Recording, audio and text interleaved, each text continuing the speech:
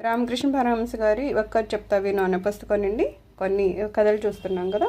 భక్తునికి కావాల్సింది హనుమంతుడు మండోదరి. రామకృష్ణ పరమహంసరంట ఆయన మహేంద్రనాథ్ గుప్తా గారితో పాటు చాలామంది ఒక గదిలో కూర్చున్నారంట. కూర్చున్నప్పుడు ఆయన ఏవో చెప్తున్నారు, కబుర్లు చెప్పుకుంటూ ఉన్నారు. అంతట్లోకి ఒక ఫోటో కనపడింది. అదేంటంటే హనుమంతుడు. అప్పుడు ఆ హనుమంతుడి గురించి స్వామి ఏమని చెప్పారంట, ఆయన మనసు ఎలా ఉంటుంది అంటే ఆయన ఏదన్నా డబ్బుకి, పేరు ప్రతిష్టలకి, ఇంద్రియ సుఖాలకి దేనికైనా లొంగుతారా అంటే ఎక్కడ మనం చూడము. హనుమంతుడికి ఇది కావాలని కోరుకోరు. ఆయన ఏం కోరుకుంటారు? భగవంతుడు మాత్రమే కావాలంటారు కదా. అలా కోరుకునే ఆయన గురించి చెప్తే ఏమన్నారంట, మామూలుగా అయితే రావణాసురుడి కంటే ఒక వరం ఉందంట.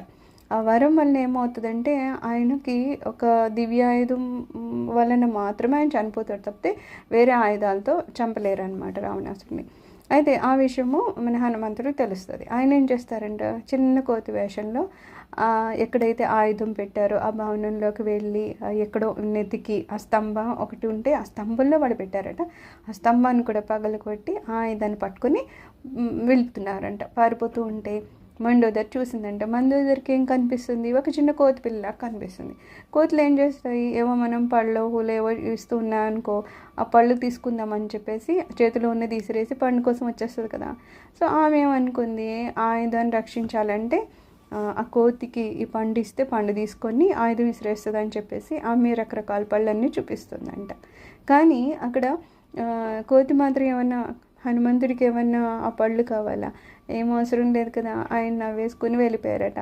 వెళుతూ ఒక శ్లోకం అంటున్నారట, ఏమని, ఫలముకేమి కొదవ నాకు జన్మ సఫలమై ఉండగా మోక్ష ఫలము నొసగు రామ కల్పతరువు హృది నుండగా.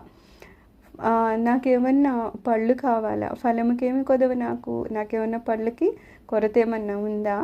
జన్మ సఫలమై ఉండగా మోక్ష ఫలము నొసగు రామ కల్పతరువు హృది నుండగా. అయితే మోక్షఫలం అనే ఫలాన్ని రాముడు అనే కల్పతరువు నా హృదయంలో ఉండగా. కల్పతరువు అంటే ఏంటి? మనకి ఏం కోరికలు కావాలో అన్నీ ఇస్తుంది అనమాట. అలాంటి ఒక పెద్ద వృక్షం ఉంది, దానికి ఉన్న ఫలం ఏంటి? మోక్షం అనే ఫలం కదా. అలాంటి పెద్ద కల్పతరువు ఉంది, దానికి మోక్షం అనే ఫలము ఉంది. అలాంటి రాముడు నా హృదయంలో ఉండగా నువ్వు ఇచ్చే చిన్న చిన్న రంగురంగుల ఫలాలు నాకెందుకు అని చెప్పి ఆయన ఒక చిరునవ్వు నవ్వేసి ఆ దివ్యాయుధాన్ని పట్టుకొని ఆయన పారిపోయారంట. అంటే నిజమైన భక్తుడి ఆలోచన ఎక్కడుంటుందంట, ఇక్కడ ధనం మీదో భోగభాగ్యాల మీదనో లేకపోతే సౌఖ్యాల మీదనో వీటి మీద ఉండదు. ఆయన ఎప్పుడు భక్తుని యొక్క దృష్టి దేని మీద ఉంటుంది అంటే భగవంతుడి ఆశ్రయం మీదంట. భగవంతుని పేరు పట్టుకోవడము, నామం పట్టుకోవడము, ఆయన పాదాలను పట్టుకోవడము, ఎంతసేపు భగవంతునికి సంబంధించిన జోలికి వెళ్ళడమే తప్పితే లౌకికమైన వాటి గురించి ఆయన పెద్దగా పట్టించుకోరంట.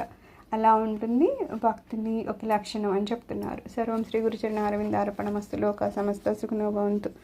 ఓం శాంతి శాంతి శాంతి.